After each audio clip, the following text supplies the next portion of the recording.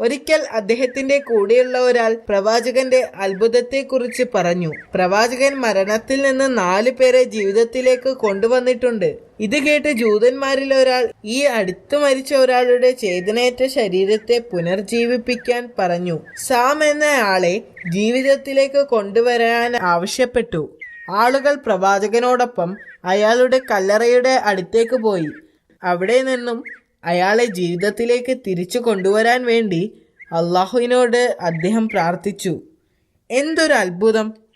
അയാൾ ആ കല്ലറയിൽ നിന്നും ജീവനോടെ എഴുന്നേറ്റ് വന്നു. ഒരിക്കൽ പ്രവാചകൻ തന്റെ അനുയായികളോട് 30 ദിവസം നോമ്പ് അനുഷ്ഠിക്കാൻ ആവശ്യപ്പെട്ടു. അവർ സമ്മതിക്കുകയും അവർ ഉപവാസം ആരംഭിക്കുകയും ചെയ്തു. 30 ദിനരാത്രങ്ങൾ ഉപവസിച്ചതിനു ശേഷം ശിഷ്യന്മാർ അദ്ദേഹത്തോടൊപ്പം മരുഭൂമിയിലേക്ക് യാത്രയായി. പ്രവാചകനോടൊപ്പം ആയിരക്കണക്കിന് ആളുകൾ അദ്ദേഹത്തെ അനുഗമിച്ചിരുന്നു. അനുയായികളിൽ പലരും രോഗബാധിതരായിരുന്നു. പ്രവാചകൻ അവരെ സുഖപ്പെടുത്തുമെന്ന് അവർ വിശ്വസിച്ചു. ഒരു സംഘം ആളുകൾ പ്രവാചകന് എതിരായിരുന്നു. പ്രവാചകൻ എവിടെ പോയാലും അവർ കൂടെയുണ്ടാകും.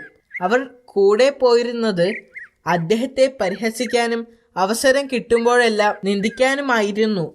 30 ദിവസം ഉപവാസ ശേഷം സത്യനിഷേധികൾ പ്രവാചകനോട് ചോദിച്ചു.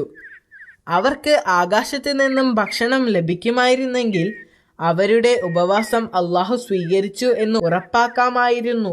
അവർ ഉപവാസം അവസാനിപ്പിക്കുന്ന ആ ദിവസം എന്തെങ്കിലും പ്രത്യേക ഭക്ഷണം കഴിക്കാൻ അവർക്ക് ആഗ്രഹമുണ്ടെന്ന് അറിയിച്ചു. അവിടെ ആയിരക്കണക്കിന് ആളുകളുണ്ടായിരുന്നു.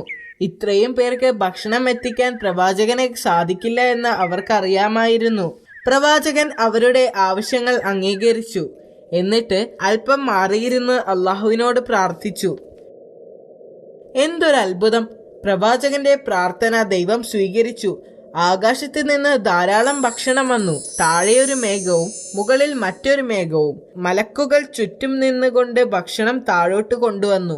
സാവധാനത്തിൽ അത് താഴേക്ക് വന്നു. ആ സമയത്ത് പ്രവാചകൻ തന്റെ പ്രാർത്ഥനകളിൽ മുഴുകിയിരിക്കുകയായിരുന്നു. ആഹാരം പ്രവാചകന്റെ തൊട്ടടുത്ത് വന്ന് നിന്നു. ഒരു വെളുത്ത തുണി കൊണ്ട് അത് മൂടിയിരുന്നു.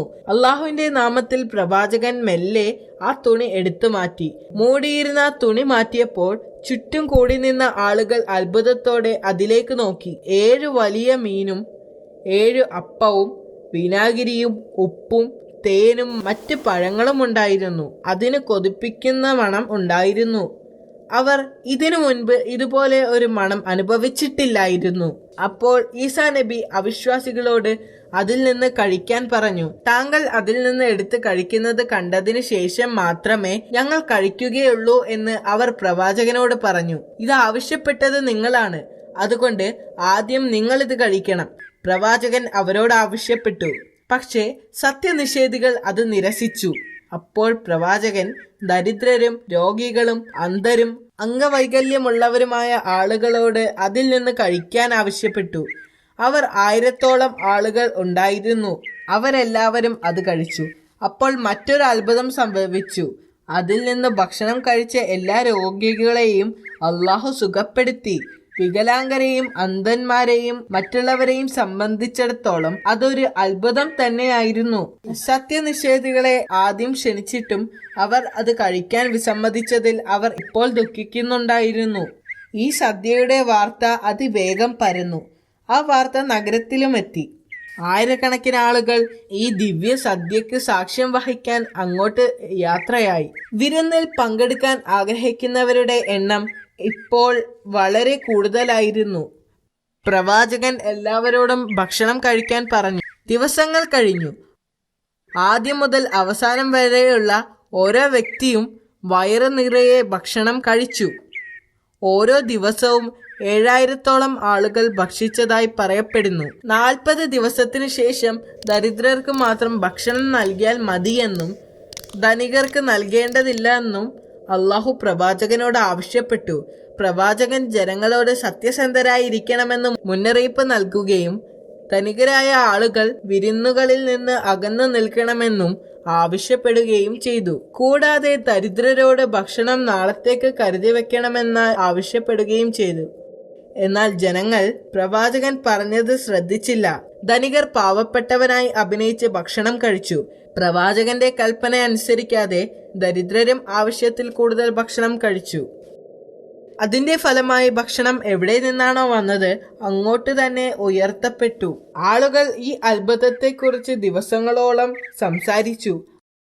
ഒരു രാത്രിയിൽ മഹത്തായ 2 പ്രവാചകന്മാരായ യഹ്യ അലൈഹിസ്സലാമും സക്കരിയ അലൈഹിസ്സലാമും ഭരണാധികാരികളാൽ കൊല്ലപ്പെട്ടു. ആ രാത്രിയിൽ ഈസാ നബിയുടെ മേൽ ഒരു അശരീരിയുണ്ടായി. ഇസ്രായേൽ ജനത്തെ വിളിച്ചുകൂട്ടി പ്രബോധനം നടത്താൻ അള്ളാഹു പ്രവാചകനോട് കൽപ്പിച്ചു. അദ്ദേഹം എതിരാളികളെ പോലെ നിലവിലുള്ള കപടഭക്തന്മാരെയും നിയമത്തെയും തള്ളിപ്പറയുകയും മൂസാ നബി അലൈഹിസ്സലാമിന്റെ നിയമത്തെ ശക്തിപ്പെടുത്തുകയും ചെയ്തു. പ്രവാചകൻ തന്റെ ജനത്തെ ശ്രേഷ്ഠമായ വാക്കുകളിലൂടെയും പ്രവർത്തനങ്ങളിലൂടെയും ലളിത ജീവിതം നയിക്കാൻ ആവശ്യപ്പെട്ടു. അദ്ദേഹത്തിന്റെ ഉപദേശങ്ങൾ പുരോഹിതന്മാരെ ശല്യപ്പെടുത്തിയിരുന്നു. പ്രവാചകന്റെ ഓരോ വാക്കും അവരുടെ ഇപ്പോഴത്തെ അവസ്ഥയ്ക്ക് ഭീഷണിയായിരുന്നു. ജനങ്ങളുടെ മുന്നിൽ അദ്ദേഹത്തെ തരം താഴ്ത്താനും അദ്ദേഹത്തിന്റെ വാക്കുകൾ മൂസാ നബിയുടെ നിയമത്തിന് എതിരാണെന്ന് ജനങ്ങളെ തെറ്റിദ്ധരിപ്പിക്കാനും അവർ തീരുമാനിച്ചു. അതിനുവേണ്ടി വ്യഭിചാരാരോപണം നടത്തിയ ഒരു സ്ത്രീയെ അറസ്റ്റ് ചെയ്തു. അപ്പോൾ അവർ ഈസാ നബി അലൈഹിസ്സലാമിനെ വിളിച്ച് അദ്ദേഹത്തിന്റെ അഭിപ്രായം ചോദിച്ചു. അവർ ഈസാ നബി അലൈഹിസ്സലാമിന്റെ മുൻപിൽ ആ സ്ത്രീയെ കൊണ്ടുവന്നു. വ്യഭിചാരിയെ കല്ലെറിയാൻ നിയമം നിർദ്ദേശിക്കുന്നില്ലേ എന്ന് ചോദിച്ചു. അതെ, പ്രവാചകൻ പറഞ്ഞു. എങ്കിൽ ഈ സ്ത്രീ ഒരു വ്യഭിചാരിയാണ്, ഒരു പുരോഹിതൻ പറഞ്ഞു. അദ്ദേഹം പുരോഹിതന്മാരെയും ജനത്തെയും നോക്കി. അന്നത്തിനു വേണ്ടി തെറ്റ് ചെയ്ത ഈ സ്ത്രീയേക്കാൾ പാപികളാണവരെന്ന് പ്രവാചകൻ അറിയാമായിരുന്നു. ആ ദിവസം വ്യഭിചാര കുറ്റത്തിന് അദ്ദേഹം ഒരു പുതിയ നിയമം കൊണ്ടുവന്നു. അദ്ദേഹം ജനങ്ങളുടെ നേരെ പുഞ്ചിരിയോടെ നോക്കി ഉച്ചത്തിൽ പറഞ്ഞു, നിങ്ങളിൽ പാപം ചെയ്യാത്തവർ അവളെ കല്ലെറിയട്ടെ. എന്നാൽ ചുറ്റും നിന്ന ആളുകൾ ഒന്നും മിണ്ടുന്നില്ല. ആരും അവളെ കല്ലെറിയാൻ ധൈര്യപ്പെട്ടില്ല.